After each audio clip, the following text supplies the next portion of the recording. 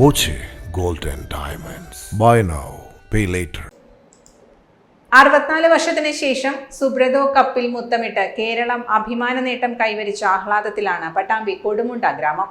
കേരളത്തെ പ്രതിനിധീകരിച്ച് മത്സരിച്ച ഫാറൂഖ് ഹയർ സെക്കൻഡറി സ്കൂളിനെ നയിച്ചത് പട്ടാമ്പി കൊടുമുണ്ട സ്വദേശി മുഹമ്മദ് ജാസിം അലിയാണ്. ജന്മനാട്ടിലെത്തിയ ജാസിം അലിക്ക് ഗ്രാമപഞ്ചായത്തിന്റെ നേതൃത്വത്തിൽ വൻ വരവേൽപ്പ് നൽകി. 64 വർഷത്തെ നീണ്ട കാത്തിരിപ്പിന് ശേഷം കേരളം ആദ്യമായി സുബ്രതോ മുഖർജി ഇന്റർനാഷണൽ ഫുട്ബോൾ ടൂർണമെന്റിൽ ചാമ്പ്യന്മാരായപ്പോൾ ഫാറൂഖ് ഹയർ സെക്കൻഡറി സ്കൂളിനെ നയിച്ച ടീം ക്യാപ്റ്റൻ പട്ടാമ്പി കൊടുമുണ്ട സ്വദേശി മുഹമ്മദ് ജാസിം അലിയെ നാട്ടുകാർ സ്വീകരിച്ചു. ഗോകുലം കേരള FC-യാണ് ടീമിന് പരിശീലനവും സ്പോൺസർഷിപ്പും നൽകിയത്. പള്ളിപ്പുറം റെയിൽവേ സ്റ്റേഷനിൽ നിന്ന് വാദ്യഘോഷങ്ങളുടെ അകമ്പടിയിൽ നടന്ന ഘോഷയാത്രയിൽ നാടൊന്നാകെ പങ്കുചേർന്നു.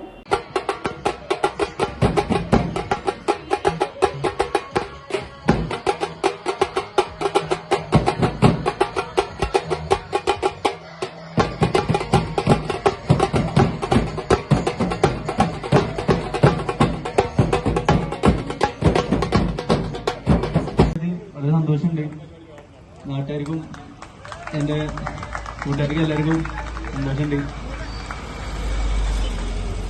പിന്നെ പ്രത്യേകം എടുത്തു പറയേണ്ട അശ്വിൻ തന്നെയാണ്.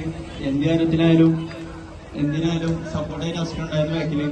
പിന്നെ റാഷക, എന്നെ വലിയക്കന്മാര് എല്ലാവരും ഉണ്ടായിരുന്നു. ഒപ്പം ടൂർണമെന്റിലുടനീളം തോൽവി അറിയാതെ ഫറൂഖ് ഹയർ സെക്കൻഡറി സ്കൂൾ കാഴ്ചവെച്ചത് മിന്നും പ്രകടനമായിരുന്നു. ഫൈനലിൽ എതിരില്ലാത്ത 2 ഗോളുകൾക്ക് ഉത്തരാഖണ്ഡ് അമ്യൂണിറ്റി പബ്ലിക് സ്കൂളിനെയാണ് കേരള ടീം തോൽപ്പിച്ചത്.